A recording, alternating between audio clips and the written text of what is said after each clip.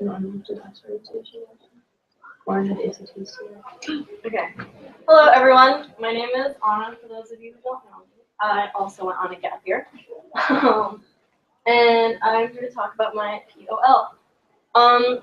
This project was really hard for me because I don't really share my art very much. And even though the high school that I went to, at the end, instead of doing tests, we would do presentations. So, you know, this is kind of like an extension of that, of like my high school experience. But unlike a school project, this is very deeply personal to me and my experience. So it's a little hard for me. I've always been very into the idea of my own personal growth. I've always been very invested in it, I guess. Like, obviously, you're very invested in your own personal growth. Frida Kahlo once said, I paint myself so often because, I am my own subject because I know myself best, or something like that. That's not verbatim, don't quote me on that. And that is something that I kind of have fully embraced throughout my entire life, thinking about, like, just kind of like reflecting on like the way that I perceive the world and like the way that my own perception has changed. And so yes, growing and personal growth is something I've embraced. Sorry, I'm very nervous. I think a lot of us were like seeds.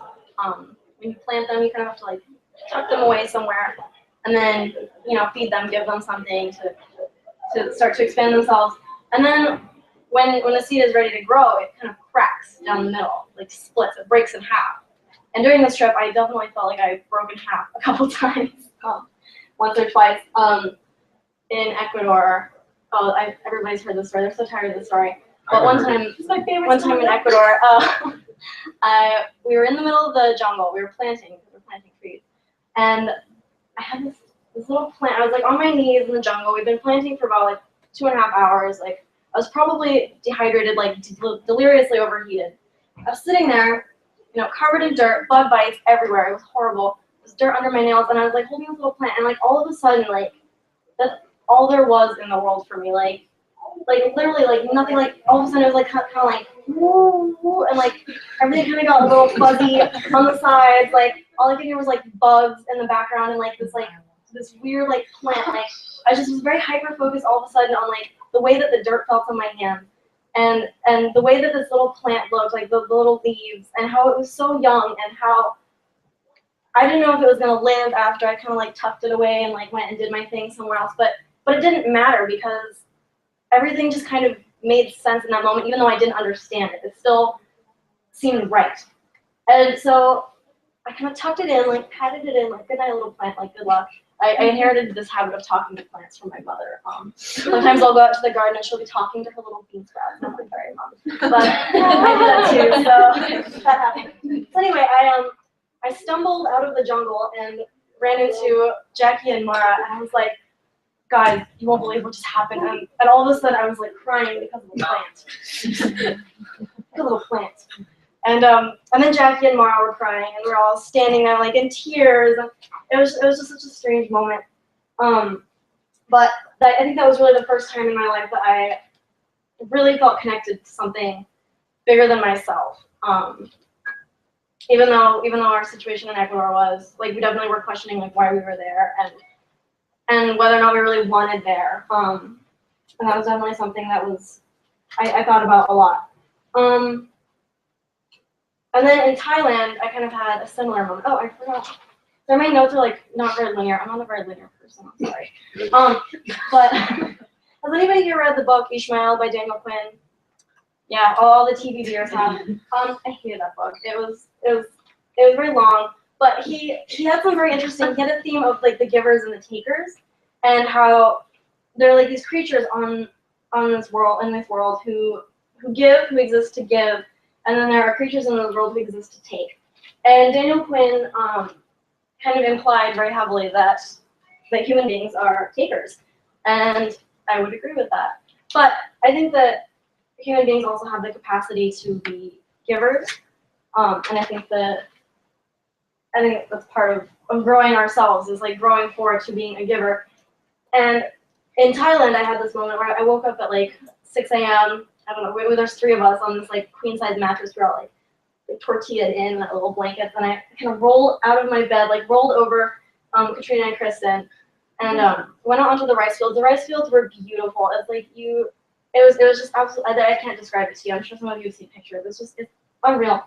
But I got up and it was still dark, and I walked outside, and I hadn't really thought about Daniel Quinn until like later this morning. But I walked outside, it was still dark, and I just kind of like took my little like meandering path out onto the rice paddies, and I sat in this little hut, and I just watched the sun come up, and it was really just an unreal moment to me, because I really, again, kind of had that feeling of belonging and not really totally understanding, but still like it was okay. And I just really had this moment where I was like, oh my God, like how can we possibly think that like we could just take, and like how can we possibly think that like this world is like solely existing for like us, like. And I was also like watching this man like farm the rice paddy, and like his dog was like kind of doing his own thing, and I was really just thinking about like how big the world is, and how crazy it is that we just think that it belongs to us, and that you know, we just kind of take things. So I guess the meat of my project was I did 2 pieces of art, watercolor pieces.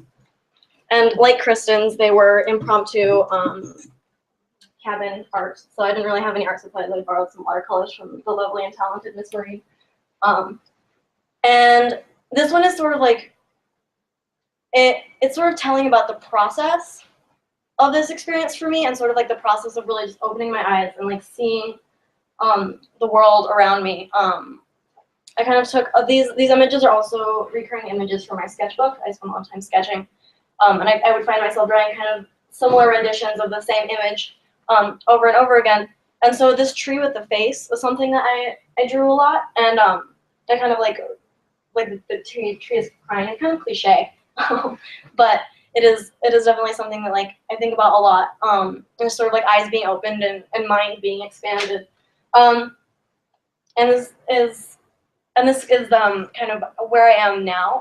This recurring creature, before I left on this trip, I did like a piece out of like oil pastel, like glitter glue. I love glitter glue. It's like my favorite medium. But it was like a little monster, kind of sitting there in a bunch of plants, and it was titled Self-Rising, and it was kind of indicative of me growing into my own person and growing into myself.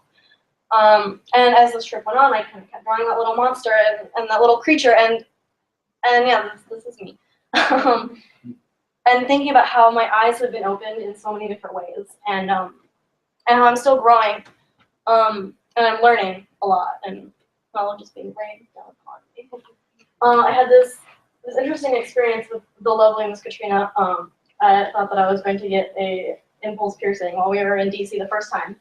And we were like, okay, like let's go to this place, and like we caught the subway, like we got lost, we like went the other way, and we finally got to this place and it was closed. And by now it was like 9 p.m. at night. We were like, oh well, we're all the way out here, like what are we gonna do? And we were walking up and down U Street, and we saw a $10 special at a psychic.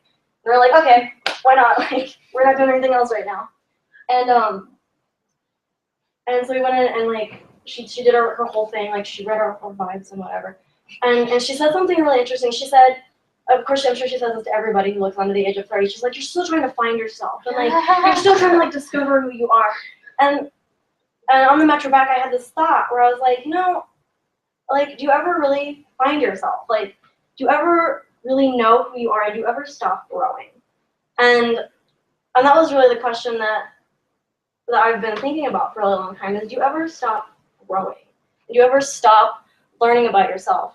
And I think that some people get stuck in points in their life where they think, oh, I know who I am.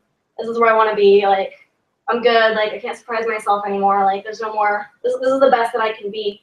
And I don't think that's true. I think that you can surprise yourself until you're 80, you know? And I think that you can be growing new parts of yourself and kind of sowing new seeds wherever you go. Yeah. So I got. Do you ever stop growing?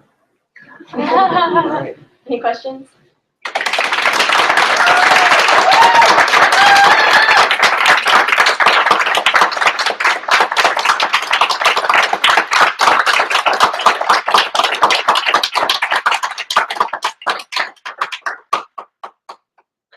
Does that mean you're going to garden with me now? Yes. Do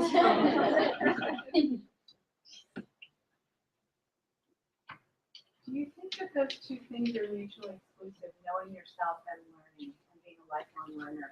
And I'm wondering if you think you can know who you are and know that you're going to grow. Yeah, I definitely agree. I think that there's something to be said in being secure in who you are. And I think that if you're secure in who you are, then you're okay with growing and learning new things about yourself and creating new things about yourself. But I think you have to be secure in yourself to do that. After this experience, do you feel more secure in yourself? Or do you feel less because now you know there's so much more out there? That's a really good question. I think that because of this, I think a lot of us have got to know ourselves in a very different lens than we're used to, because when we're at home, we're not traveling every month, and we're comfortable. We have our funds, we have our friends, we have our families, and during this trip, we were really outside of our comfort zone. And it was kind of forced us to grow a little bit. It was like a very physical, like brutal, like cracking of the seed sometimes. So I think it'll be interesting to go home and see the contrast between like how we have changed and how we kind of like engage with our day-to-day lives at home. And because you don't really notice it when everything is new, but when we go home back to our like usual routines, I think that it's going to be, or when I go home to my usual routine, it's going to be interesting to kind of compare myself to the way I used to be. Are you looking forward to being back in a comfort zone, or do you think that you're probably going to be driven to continue to be outside of the comfort zone where you feel like you're challenging yourself to grow? I don't know. I hope that I will always be challenging myself. I think that at home, I always, whether I try to or not, I always find myself in uncomfortable situations. Maybe it's because I'm an uncomfortable person, but I think that there's always like chances wherever I don't know. I think that probably. I hope so. The short answer. Are you joining the vegan dark side? Oh. I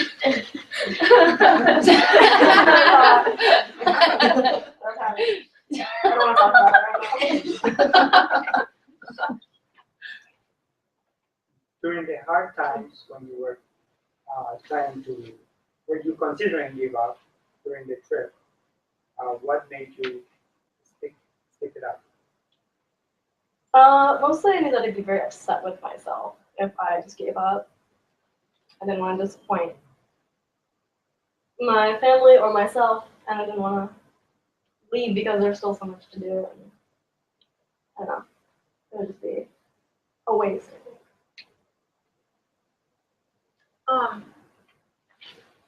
The guy with the lines, that's a satchel person? Yeah, that's a satchel person. And is that body like a cactus, or like why did you make the body green? Well, because it fit with the color palette. But no, because I don't know, it's like, yeah, it was the theme of like growth, and like in Ecuador I really was kind of struck by the jungle and like just how like diverse it was, and the Sachela people, like they definitely did seem to be very in tune with their surroundings and their environment, and so like it's kind of like an embodiment of like the soul of the earth or whatever. Yeah. Jackie. In personal conversations that we've been having, you have referenced that this experience still seems very far away to you, and that you're going to continue to unpack it and experience it. Do you think you'll continue to do that with your art? I think so. I think part of the reason this project was so hard for me is because of that constant growing, and because of like this kind of continuous exploration, and so yeah, I think that like I was learning, I was kind of developing and doing new things, and right now this experience does feel very like surreal, like it doesn't feel like it actually happened, but I think that as time goes on, I'll definitely be able to express my own feelings better through like words and through art, and whatever I choose to pursue after this. Did you find your ability to speak Spanish to be a mixed blessing when you were in Ecuador? were there people in the group that would like brag? Fix this for me, take care of my problem. Yeah, I think that being And culturally sometimes I know ignorance really is bliss. Really, in retrospect, like I probably would have like been a little quieter about my Spanish abilities for multiple reasons. But it definitely, I think it was very helpful, and like it was nice to like kind of be able to like understand what was going on. But in Bua, the families spoke Safiki, which is Right. you know an indigenous language, an indigenous language. And it was really weird because you know I'm Mexican, and like usually the people that I speak Spanish with are Mexican, and they have you know Mexican accents, and South Americans have you know Bolivian or not Bolivian, Ecuadorian, you know. The Safiki accent was very, very hard to understand sometimes. I was like, I don't understand you, but you're speaking Spanish. Like, what are these words coming out of your mouth? So was this. So it was mixed. Yeah, it was good and bad. I think it was also nice to go to another country and like be totally lost. Like Thailand was very interesting because Yeah, you love that. I don't know, I loved it. It was very strange. They thought you like spoke Thai in our family. They like ignored me and Katrina were like, oh, Anna, what, you know. Because we're like scared. Yeah, we were a little scared. I wondered if you met, or what people or persons you might have met that you saw as givers.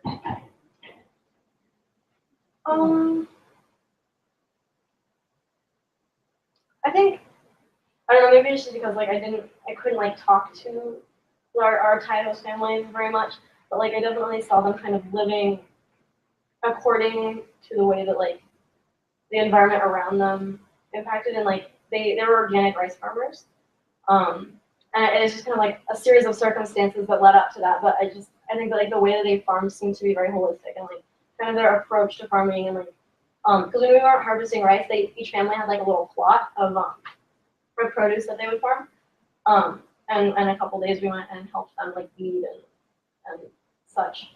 So I don't know, they just seem to have like a very holistic view of farming and More balance between them. exactly. Yeah.